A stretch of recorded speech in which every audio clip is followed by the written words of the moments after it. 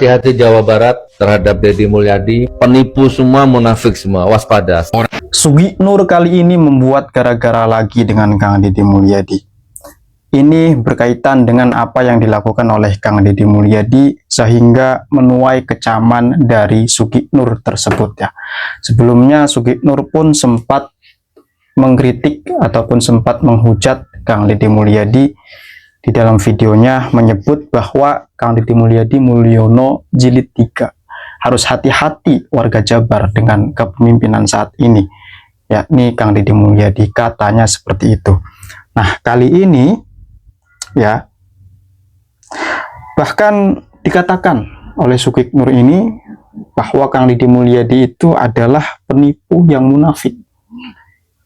Sangat luar biasa, teman-teman. Seperti apa videonya akan saya tampilkan, silakan simak baik-baik agar teman-teman tidak salah paham ya. Silakan. Kalau mau bantu fakir miskin nggak usah dikontenkan kalau memang pejabat. Kalau hanya begitu saya bisa, Ustaz. Bantu fakir miskin saya bisa, nggak harus Kang Deddy Mulyadi. Kita ini sampai kapan jadi bangsa yang mudah dibohongi, mudah ditipu? Itu sampai kapan? Itu aja intinya. Sudahlah, kalau hanya bantu fakir miskin ya wajar dia pejabat. Saya ini bukan pejabat, bantu fakir miskin, bedah rumah fakir miskin, infak beras, bedah masjid, saya lakukan. Itu baru luar biasa. Kalau pejabat nggak luar biasa, nggak aneh. Dia sidak malam-malam masih uang fakir miskin pakai kamera, ya sudahlah, itu kan marketing. Jadi kalau pertanyaannya ke Gus Nur dan ini konten Gus Nur, hukumnya nas sudah. Mau dibayar 10 triliun saya coba bayar Kang Deddy, Gus Nur bayar jadi basernya apa, Kang Deddy 10 triliun seminggu, nggak bisa. Udah sanas, nah talak 33 seorang ini. Jadi di Bandung itu ada rumah sakit namanya Al Ihsan, diganti sama dia menjadi Ulas Asih. Ini sekedar info ya. Di Bandung itu ada juga rumah sakit yang namanya Immanuel Pasir Kaliki. Ada juga rumah sakit Santo Boromaus. Ada juga rumah sakit UKM Maranatha. Rumah sakit Santoso Hospital, Kupu Bandung, dan banyak lagi. Berani nggak ngerubah ini dengan alasan kearifan lokal? Kenapa Al Ihsan saja yang dirubah gitu? Mentang-mentang keislaman dirubah jadi Ulas Asih. Kang Deddy, jadi jangan hanya rumah sakit Al Ihsan yang diganti. Rumah sakit yang lain itu demi kearifan lokal ganti semua namanya.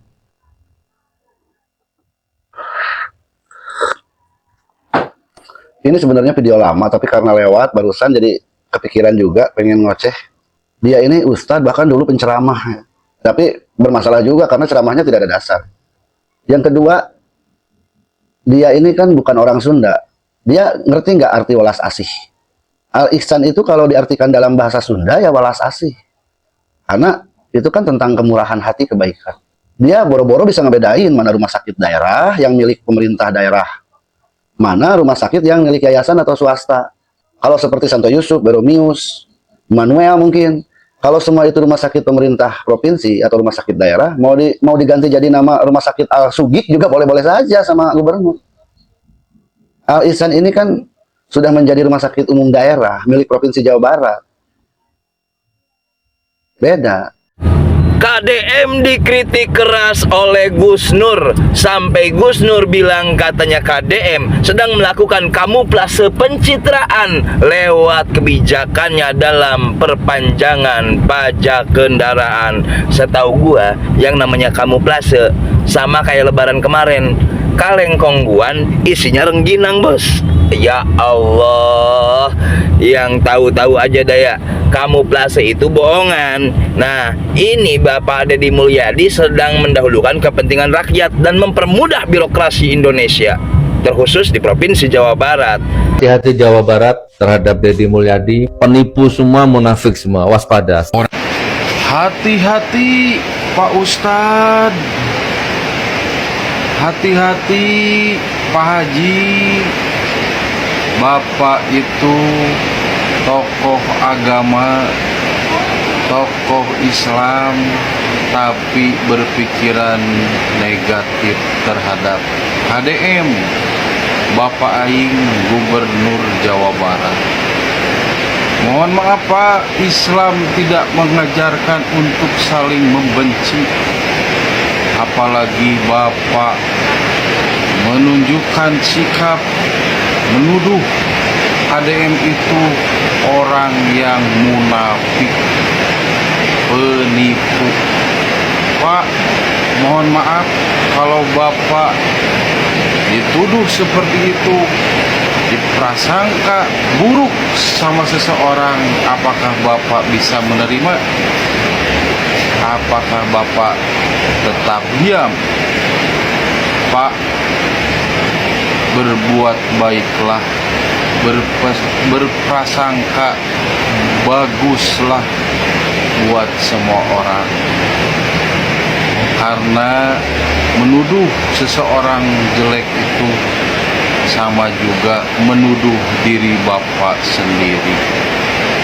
Mohon maaf Pak Ustadz, kalau ada ucapan saya yang tidak berkenan, yang tidak pantas untuk Pak Ustadz. Kami hanya anak bau cikur, anak kemarin sore, tapi ngerti berbuat baik atau menuduh seseorang jelek itu salah. Salam sehat Pak Ustadz. Sampurasun. Ini saya tujukan untuk Gus Nur Suki Nur Raharja. Sebenarnya sangat berat saya ini untuk menyebut dia sebagai Gus, karena memang tidak pantas. Kamu kalau tidak paham tentang apa itu pencitraan, nggak usah bicara tentang pencitraan. Seorang gubernur yang selalu membuat konten dari berbagai macam kegiatannya itu bukan pencitraan, bahkan itu sebuah keharusan, yaitu yang dilakukan oleh KDM. Fitnah kamu begitu keji yang kamu tujukan pada KDM. Menurutmu semua yang dilakukan oleh KDM terkait bantuan dan yang lain-lain itu adalah pencitraan. Kalau memang itu pencitraan, maka akan banyak pejabat, makan banyak gubernur yang melakukan hal demikian. Justru bagi saya, seorang pejabat, gubernur ke atas itu harus dan wajib memiliki konten agar warga atau rakyat yang dipimpinnya tahu tentang kiprah, tentang apa saja yang sudah dilakukan oleh pemimpinnya, oleh gubernurnya. Kalau mereka tidak melakukan konten sama sekali, maka yang terjadi rakyatnya mencari-cari apa yang selama ini sudah dilakukan oleh pemimpinnya. Selama yang dikontenkan itu adalah real, misalnya membantu rakyatnya, membantu warganya, itu adalah real, maka itu adalah sebuah percontohan. Suki Nur, kalau kamu memang seorang ulama, pasti kamu pernah menemukan ayat bahwa di dalam berinfak, di dalam bersedekah bisa dilakukan dengan dua hal. Satu, dilakukan dengan siri atau diam-diam. Dua, lakukan dengan terang-terangan. Dalam rangka apa? Untuk mendorong orang lain melakukan kegiatan yang serupa. Jadi apa yang dilakukan oleh Gubernur Deddy Mulyadi atau KDM itu sudah pas, bukan pencitraan. Kamu jangan selalu memfitnah orang yang memberikan bantuan pada orang lain dengan terang-terangan, kemudian dikontenkan sebagai sebuah pencitraan. Kalau kamu terus memfitnah seperti itu, letakkan status kamu sebagai Gus. Tidak layak kamu menyandang sebagai seorang Gus. Kalau kamu terus-menerus memfitnah KDM, melakukan pencitraan terhadap konten yang dia lakukan, berarti sungguh materi ngaji kamu itu sangat dangkal. Tidak setiap orang membuat konten itu ingin terkenal, tidak. Bahkan seperti tadi, ketika seorang gubernur membuat konten kemudian menjadi viral, ini justru rakyat akan semakin tahu bahwa gubernurnya memang benar-benar bekerja untuk rakyatnya.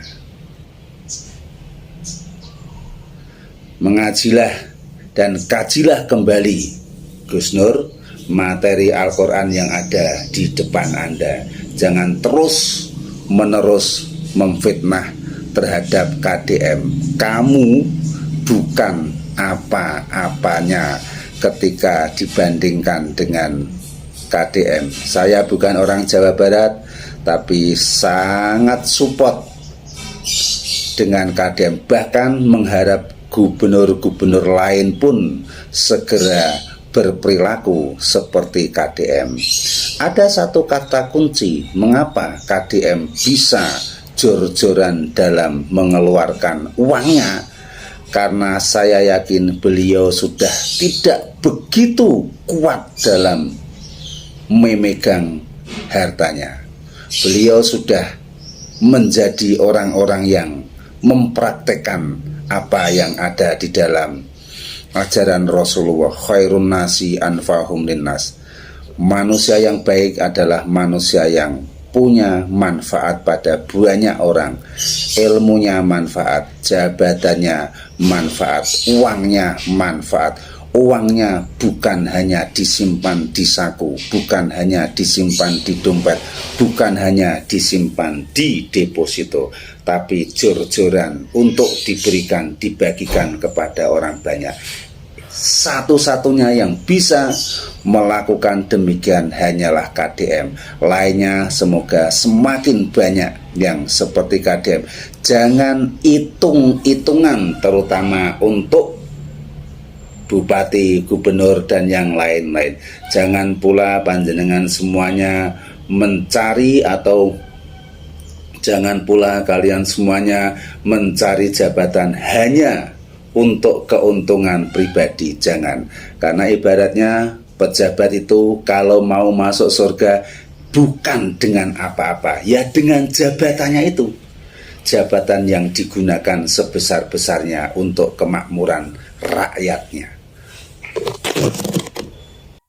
Teman-teman, ini betul-betul berbahaya menurut saya ya. Ini betul-betul berbahaya nih, dan ini menjadi ancaman bagi banyak orang yang dilakukan oleh KDM nih, Gubernur Bapak Aing ini. Saya sudah mengamati cukup lama nih, dengan jeli dan teliti saya perhatikan apa yang dilakukan KDM, apa yang dilakukan dan dikerjakan KDM di lapangan, bagaimana cara dia menyapa rakyat ya di lapangan, kebijakan-kebijakan apa yang begitu cepat diputuskan, dan juga ya keputusan-keputusan di mana menunjukkan keberpihakan yang sangat luar biasa dan responsif terhadap masalah-masalah yang disampaikan masyarakat. Nah, siapa kira-kira yang terancam ya oleh gaya dan juga kepemimpinan serta keputusan-keputusan yang cepat yang dilakukan oleh KDM ini? Banyak, teman-teman. Satu, mereka yang selama ini menyebut dirinya pemimpin tapi jauh dari rakyat, jarang turun ke bawah, kemudian interaksinya itu hanya seremonial gitu ya, dan lebih sering tampil di acara-acara ya resmi, formal, rapat-rapat di hotel-hotel, dan bahkan juga di gedung-gedung kantor, daripada turun langsung ke masyarakat. Yang kedua yang terancam ini adalah pemimpin yang selama ini hanya mengandalkan pencitraan tanpa dampak nyata yang dirasakan oleh masyarakatnya. Banyak konten tapi minim hasil. Kemudian programnya besar tapi ini tidak terasa langsung dalam kehidupan masyarakat, dan mereka itu hanya fokus pada media dan bukan pada solusi. Nah, yang ketiga adalah pemimpin yang gayanya terlalu birokratis, lamban, berbelit-belit. Prosedur panjang tapi tidak efisien misalnya. Kemudian juga tidak responsif terhadap keluhan-keluhan masyarakat, beda dengan KDM. Nah, bahkan keputusan yang mereka ambil itu terlalu banyak pertimbangan, terlalu banyak hitung-hitungan yang bahkan juga lama ya diambil menjadi keputusan. Nah, keempat, ini adalah pemimpin yang kita lihat gayanya itu elitis ya, ada di langit sementara rakyatnya di bumi. Jadi elitis dan tidak membumi. Nah, bahasa komunikasi mereka tuh terlalu tinggi, formal, sulit dipahami oleh masyarakat kalangan bawah. Gaya hidup yaitu terlihat jauh dari realitas rakyat dan tidak memahami kultur lokal. Nah, yang kelima yang terancam nih dengan gaya KDM ini, kepemimpinan KDM ini adalah pemimpin yang tidak konsisten, hanya omong doang. Misalnya banyak janji saat kampanye, tapi tidak dibuktikan di lapangan saat memimpin. Minim realisasi setelah menjabat dan tidak ada evaluasi diri. Nah, yang keenam yang terancam dari gaya kepemimpinan KDM itu adalah mereka pemimpin ya, tapi anti kritik dan alergi terhadap masukan. Misalnya menutup ruang dialog, kritik dianggap sebagai serangan sehingga dimusuhi, dan tidak mau turun mendengar langsung. Beda dengan KDM, sekeras apapun kritik, bahkan dia undang pengkritiknya untuk bicara langsung di rumahnya. Nah, ketujuh nih pemimpin yang terancam dengan gaya kepemimpinan politik KDM ini adalah pemimpin yang memang tidak terbiasa transparan, tidak terbiasa terus terang, tidak terbiasa terbuka ya. Misalnya anggaran tidak jelas ditutup-tutupi, proyek tidak selesai ya, bagaimana itu tidak tercium masyarakat, dan banyak isu-isu penyimpangan. Tapi KDM itu begitu terbuka. Pajak rakyat ya masuk di bulan berapa besar itu diumumkan ke publik, karena sesen pun uang rakyat kan harus tahu digunakan untuk apa. Itu kan pajak dari mereka. Nah, kemudian pemimpin yang terancam dengan gaya dan kepemimpinan KDM ini adalah mereka yang mengaku pemimpin tapi reaktif, bukan solutif. Siapa mereka? Mereka yang selama ini bertindak setelah viral. Jadi kalau nggak ribut, nggak viral, nah tidak bertindak, tidak mengambil keputusan apapun. Nah, kemudian juga mereka yang tidak punya visi jangka panjang. Mereka hanya berpikir 5 tahun mereka dipilih berkuasa, mereka hanya berorientasi apa yang dilakukan untuk 5 tahun, bukan untuk generasi berikut, bukan untuk rakyat selamanya. Nah, dan mereka juga tidak preventif biasanya ya. Mereka lebih cenderung menyelesaikan masalah, itu pun setelah diributkan, tapi bagaimana mencegah agar tidak muncul masalah. Nah, hati-hati ya, KDM ini memang berbahaya, menjadi ancaman banyak orang bagi pemimpin yang tipe-tipenya tadi ya. Jadi saya juga heran ya, kok kita bisa punya manusia seperti KDM? Selain tentu kita salut dan bangga ya terhadap KDM dan Bapak Aing. Hebatlah orang Jawa Barat, bersyukur punya gubernur seperti KDM. Nah, oke. Itulah tadi teman-teman beberapa cuplikan video yang bisa teman-teman simak dan juga saksikan tentang bagaimana hujatan yang dilontarkan kepada Kang Deddy Mulyadi yang disampaikan oleh Cak Nur atau Suki Nur. Sebetulnya bukan saja kali ini saja teman-teman ya, Cak Nur atau Suki Nur ini mengkritik Kang Deddy Mulyadi. Tetapi pada saat dulu ya, kebijakan Kang Deddy Mulyadi ini dikomentari juga oleh Suki Nur, menyebutkan bahwa katanya warga Jawa Barat harus hati-hati dengan apa yang dilakukan oleh Kang Deddy Mulyadi. Katanya Kang Deddy Mulyadi itu adalah Mulyadi Mulyono jilid 3.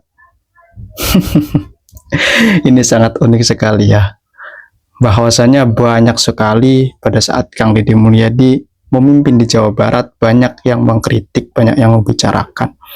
Tidak bisa dipungkiri memang ini banyaklah kepemimpinan yang baik, tidak semuanya baik mendapat respon baik, ada saja yang respon berkebalikan begitu teman-temannya.